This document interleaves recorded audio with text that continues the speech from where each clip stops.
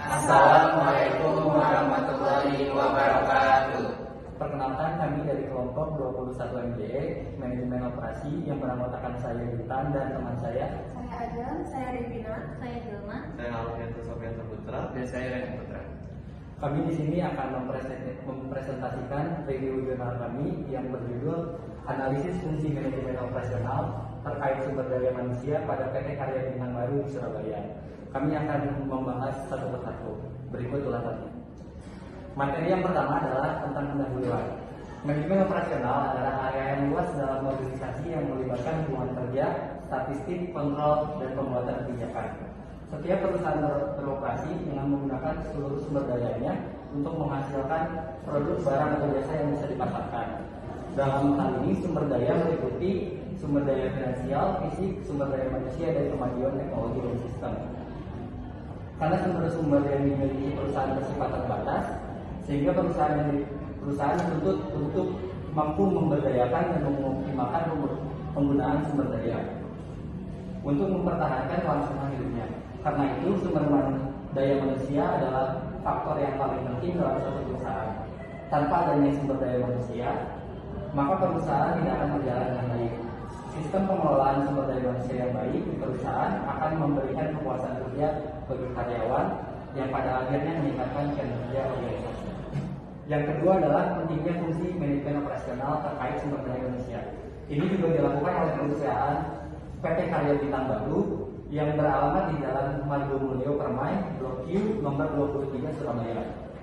Perusahaan ini bergerak di bidang supplier bahan alat-alat bangunan. Dari hasil wawancara mengemukakan bahwa jika dilihat dari tingkat produktivitas karyawan dalam 1 tahun terakhir ini diperkirakan terjadinya penurunan produktivitas. Karena itu, peneliti mengambil dua analisis fungsi manajemen operasional terkait sumber daya manusia pada PT Karya Bintang Baru. Penelitian ini dapat membantu mengetahui kaitannya fungsi manajemen operasional dengan sumber daya manusia di dalam perusahaan tersebut. Di sini saya akan membacakan rumusan masalah, tujuan, dan metode penelitian dari PT Karya Bintang Baru. Rumusan masalah adalah bagaimana fungsi manajemen operasional terkait sumber daya manusia pada PT Karya Bintang Baru. Yang kedua, tujuan penelitian. Tujuan penelitian dari PT Bintang Baru ini adalah untuk mengetahui dan menganalisis bagaimana fungsi manajemen operasional yang terkait sumber daya manusia pada PT Karya Bintang Baru. Yang ketiga, ada metode penelitian. Dalam penelitian ini, jenis penelitian yang digunakan ialah dengan menggunakan metode penelitian kualitatif dengan teknik pengumpulan data yang dilakukan secara triangulasi atau gabungan analisis data bersifat induktif atau kualitatif. Yang selanjutnya ada kerangka penelitian dari PT Karya Bintang Baru. Di antaranya fungsi manajemen ada 4 bagian, yaitu planning, organizing, leading, dan controlling. berikut ini adalah jenis penelitian. Dalam penelitian ini, jenis penelitian yang digunakan adalah metode penelitian kualitatif. Menurut Sugiono 2018, metode penelitian kualitatif adalah penelitian yang berlandaskan pada filsafat positivisme digunakan untuk meneliti pada kondisi objek yang alamiah. Sebagai lawannya adalah eksperimen, di mana peneliti ini adalah sebagai instrumen kunci. Teknik pengumpulan data dilakukan secara triangulasi gabungan. Analisis data bersifat induktif atau kualitatif, dan hasil penelitian kualitatif lebih menekankan makna daripada generalisasi. Selanjutnya adalah objek penelitian. Objek pada penelitian ini adalah pengelolaan sumber daya manusia. Pengelolaan sumber daya manusia yang terdiri dari planning, perencanaan, organizing, pengorganisasian, leading, pengarahan, controlling, pengawasan pada PT Karya Bintang Baru. Subjek penelitian. Dalam penelitian ini, yang menjadi subjek penelitian adalah PT Karya Bintang Baru yang bergerak di bidang penjualan alat-alat bangunan. Selanjutnya adalah sumber data-data primer. Data yang diperoleh secara langsung dari pihak yang diminta keterangan. Dalam penelitian ini, penelitian akan melakukan observasi berupa pengamatan aktivitas sumber daya manusia pada PT Karya Bintang Baru dan melakukan wawancara dengan memberikan beberapa pertanyaan pada informan. yang dipilih oleh peneliti untuk mengetahui pengelolaan sumber daya manusia di PT Karya Bintang Baru. Selanjutnya ada data sekunder. Data sekunder adalah data yang secara tidak langsung memberikan sumbernya kepada pengumpulan data, seperti melewati orang lain atau dokumen. Selanjutnya, teknik pengumpulan data, yaitu teknik pengumpulan data merupakan langkah yang paling strategis dalam penelitian, karena tujuan utama dari penelitian adalah mendapatkan data. Sumber data-data primer. Pada penelitian ini, teknik yang digunakan dalam pemilihan informan adalah teknik purposive sampling. Teknik purposive sampling adalah teknik pengambilan sampel sumber data dengan pertimbangan tertentu. Triangulasi sumber adalah cara menguji data dan informasi dengan membandingkan dari satu informan dengan informan yang lainnya untuk dapat melihat apakah terdapat kecocokan antara informan yang ada pada PT Karya Bintang Baru. Selanjutnya, beberapa informan yang dipilih untuk memenuhi kebutuhan penelitian ini. Yang pertama yaitu Sugiarto Ferianto selaku komisaris dari PT Karya Bintang Baru. Lalu yang kedua, Chandra Ing selaku kepala gudang dari PT Karya Bintang Baru. Yang ketiga, Peter P selaku staf HRD dari PT Karya Bintang Baru. Selanjutnya, uji keabsahan data. Uji validitas dengan teknik triangulasi. Triangulasi merupakan pengujian data dari berbagai sumber dengan berbagai cara dan waktu untuk menguji validitas pada data penelitian ini. Triangulasi yang digunakan adalah triangulasi sumber. Teknik analisis data. Data yang didapatkan dari penelitian akan dianalisis dengan menggunakan teknik analisis data kualitatif. Menurut Sugiono 2018, terdapat 3 tahap proses analisis data, yaitu data reduction, reduksi data, data display, penyajian data, dan construction drawing, verification, penarikan kesimpulan, dan verifikasi. Lalu selanjutnya ada hasil penelitian dan pembahasan dari jurnal PT Karya Bintang Baru. Profil perusahaan. PT Karya Bintang Baru adalah perusahaan yang bergerak di bidang supplier alat bangunan untuk dikirim ke berbagai kota besar di Indonesia. Awal mulanya, perusahaan ini dimulai dari usaha dagang sejak tahun 1997. Pemilik perusahaan yaitu Yeni Tanjaya dan komisarisnya yaitu Sugito Ferianto yang ingin membuka usaha yang menjual alat-alat pertukangan dan bangunan seperti cetok, palu, parameter, gergaji, obeng, dan masih banyak lagi. Kemudian, membuka lapangan pekerjaan. Pada saat itu, memulai merintis usaha dari sebuah toko yang sederhana, kemudian dipasarkan ke daerah-daerah yang di daerah Jawa Timur, lalu namanya cukup terkenal di daerah tersebut. Kemudian, mereka memulai untuk memasarkan di kota-kota besar di Indonesia. Perusahaan ini memiliki omset kurang lebih 15 miliar rupiah pada tahunnya. Jumlah pekerja yang dimiliki oleh perusahaan ini sebanyak 21 orang. Gudang perusahaan beralamat di Jalan Margomulyo, Permai, Blok A nomor 12, di Jalan Margomulyo, Permai, Blok Q nomor 23 dan Q nomor 25, Surabaya. Sedangkan kantor perusahaan berada di Jalan Margomulyo, Permai, nomor Q nomor 23 di Surabaya. Lalu ada analisis planning. Tujuan perusahaan yaitu ingin meningkatkan profit, target kerja yang terpenuhi, dapat dikenal oleh masyarakat di seluruh Indonesia, tetapi tidak menurunkan kualitas barang-barangnya yang perusahaan jual ke toko yang menjual alat-alat bangunan dan pertukangan. Selanjutnya ada pembahasan planning. Standar dan prosedur kerja yang perusahaan buat itu masih perlu diperhatikan lagi oleh perusahaan jika perusahaan ingin sumber daya manusianya dapat bekerja secara efektif. Hal ini jelas menunjukkan bahwa tidak ada batasan pekerjaan yang dibuat oleh perusahaan yang berakibat menyebabkan karyawan merasa stres dengan tingkat pekerjaan atau tuntutan yang terlalu banyak. Stres kerja adalah suatu kondisi yang menciptakan adanya ketidakseimbangan fisik dan psikis yang mempengaruhi emosi, cara berpikir, dan kondisi seorang karyawan. Stres yang terlalu besar dapat mengancam kemampuan seseorang untuk menghadapi lingkungannya. Perlu bagi pimpinan perusahaan yang selaku direktur untuk dapat mengevaluasi hal tersebut agar karyawan yang bersangkutan dapat bekerja sesuai tugas dan tanggung jawabnya. Kemudian, setiap hari pada awal masuk kerja juga para karyawan tidak diberikan pengarahan yang khusus oleh pimpinan. Tujuan pengarahan dalam suatu perusahaan adalah usaha atau tindakan dari pimpinan dalam rangka menimbulkan kemampuan dan membuat bawahannya tahu pekerjaannya, sehingga secara sadar menjalankan tugasnya sesuai dengan rencana yang telah ditetapkan. Masalah tersebut dapat diatasi dengan membuat peraturan tertulis, karena dengan membuat peraturan tersebut, segala bentuk peraturan yang berkaitan dengan karyawan dapat dengan mudah untuk dibaca dan melaksanakannya.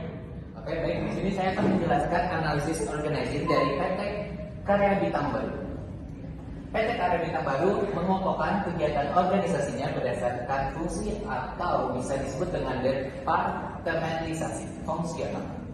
Menyampaikan dalam hal rantai perintah, para karyawannya masing-masing fungsinya telah diberikan wewenang untuk menetapkan kebijakan bagi para bawahannya. Kebijakan tersebut seperti bagaimana pelatihan terhadap karyawan, standar kinerja, hingga sistem reward untuk karyawan yang bekerja dengan baik. Pembagian kerja pada perusahaan yaitu memiliki tugas dan tanggung jawab masing-masing pada bagian-bagiannya. Seperti admin bekerja sesuai dengan prosedurnya yaitu administrasi, keuangan, dan pajak. Kalau pemasarannya seperti memasarkan produk yang dijual kepada customer, jadi tiap individu memiliki pembagian kerjanya sendiri-sendiri. Baik, di sini saya akan selanjutnya membahas pembahasan organizing.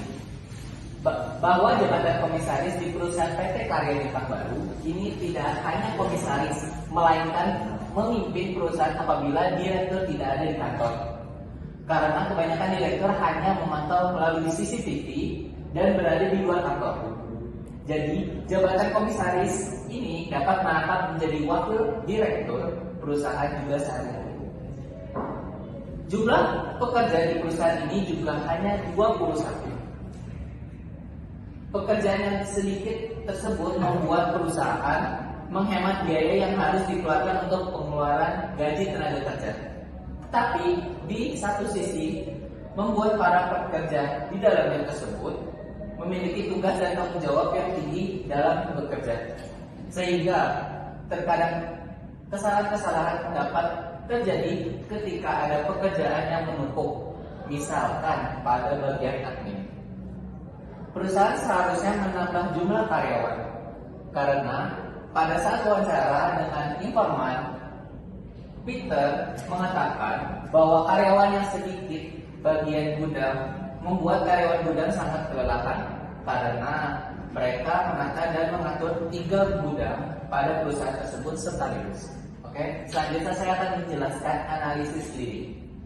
Kepemimpinan memiliki pengaruh yang besar terhadap hasil penggerakan dalam suatu organisasi. Motivasi karyawan dalam perusahaan yang efektif biasanya dengan cara memberikan insentif gaji, akhir bulan maupun akhir tahun bagi pekerja yang rajin, disiplin, tepat waktu. Kemudian, karyawan juga mendapat badan penyelenggara jaminan sosial atau bisa disingkat dengan BPJS oleh perusahaan. Perusahaan memberikan rewards THR pada hari raya, uang lembur, badan penyelenggara jaminan sosial atau BPJS kepada semua karyawan, gaji tambahan kepada karyawan bagian gudang, pemasaran, dan untuk bagian admin dan keuangan. Bagian pajak tidak ada, hanya mereka akan mendapatkan gaji yang lebih. Selanjutnya adalah pembahasan lead. Pemimpin perusahaan dan direktur pada keseluruhannya sangat jarang pergi ke kantor. Direktur datang ke kantor hanya untuk mengawasi dan mengontrol. Informasi yang diberikan oleh pimpinan juga hanya diberikan melalui pesan instan yaitu WhatsApp group. Sehingga karyawan ketika bekerja sangat jarang bertemu dengan direkturnya. Jadi, fokus utama kepemimpinan dalam perusahaan yakni memimpin perusahaan dengan baik agar terciptanya komunikasi yang baik antara direktur dan karyawan. Selanjutnya adalah pembahasan controlling. Ketika berbicara mengenai standar untuk menyelesaikan sebuah pekerjaan, di sana peneliti mendapatkan data mengenai pekerjaan yang harus dilakukan dengan teliti dan hati-hati. Tetapi pada kenyataannya masih terdapat kesalahan-kesalahan yang dibuat oleh pekerjanya. Pada evaluasi keberhasilan, karyawan juga masih perlu diperbaiki. Karena masih belum baik jika perusahaan ingin tujuan-tujuan perusahaannya tercapai dengan baik. Baik, kesimpulan dari jurnal yang kami presentasikan berdasarkan analisis dan pembahasan perusahaan dapat ditarik beberapa kesimpulan, yaitu sebagai berikut. Yang pertama, perencanaan mengenai standar dan prosedur kerja dalam perusahaan masih kurang diperhatikan oleh perusahaan agar sumber daya manusia dapat bekerja secara efektif dan efisien. Lalu yang kedua, pengorganisasian sumber daya manusianya masih kurang diperhatikan oleh perusahaan, sebab di dalam perusahaan masih terdapat tumpang tindih antara satu divisi dengan divisi yang lainnya. Yang ketiga, pelatihan dan pengembangan pada karyawan di dalam perusahaan sendiri ini tidak ada. Lalu yang keempat, pengawasan sumber daya manusia dalam mengevaluasi keberhasilan karyawannya juga masih kurang diperhatikan, karena tidak ada umpan balik di antara pemimpin dan karyawan ketika bekerja. Berikut, saya akan menjelaskan saran dari jurnal PT Karya Bintang Baru. Berdasarkan hasil yang sudah dilakukan, peneliti ingin memberikan masukan dan saran yang berguna bagi PT Karya Bintang Baru agar dapat lebih maju dalam hal manajemen operasional terkait sumber daya manusianya. Saran-saran yang dapat peneliti diberikan yaitu: 1. PT Karya Bintang Baru dapat menambah jumlah karyawan di dalam perusahaan supaya perusahaan dapat mengelompokkan dan mengatur serta membagi tugas-tugas atau pekerjaan di antara para pekerja dengan baik. Yang kedua, PT Karya Bintang Baru seharusnya membuat peraturan secara tertulis, karena dengan membuat peraturan tersebut, segala bentuk peraturan yang berkaitan dengan karyawan dapat dengan mudah untuk dibaca dan melaksanakannya. Yang ketiga, perusahaan dapat memberikan pelatihan dan pengembangan karyawan yang disesuaikan dengan kebutuhan kompetensi karyawan agar sesuai dengan tugas pekerjaan dan tanggung jawab masing-masing. Dengan begitu, aktivitas dan pengembangan perusahaan menjadi lebih lancar karena orang-orang yang memiliki pemahaman dan keahlian yang memadai. Yang keempat, peneliti juga menyarankan agar perusahaan dapat menerapkan rekrutmen dan seleksi karyawan yang baik selama ini digunakan supaya bisa lebih disempurnakan lagi. Dan yang terakhir, PT Karya Bintang Baru dapat meningkatkan kinerja karyawan untuk meningkatkan kualitas kinerja perusahaan. Dengan demikian, perusahaan dapat menghadapi tingkat persaingan yang tinggi. Dan berikut daftar pusaka yang peneliti lampirkan dalam membuat jurnal dari PT Karya Bintang Baru. Cukup sekian dari kelompok kami. Terima kasih kepada Ibu Dr. Ati Tri Juniarti SEMSI dan Ibu Desi Nurrohmah MM selaku dosen pengampu. Mohon maaf bila ada kekurangan atau kesalahan kata. Akhir kata, bila kita wal hidayah. Wassalamualaikum warahmatullahi wabarakatuh.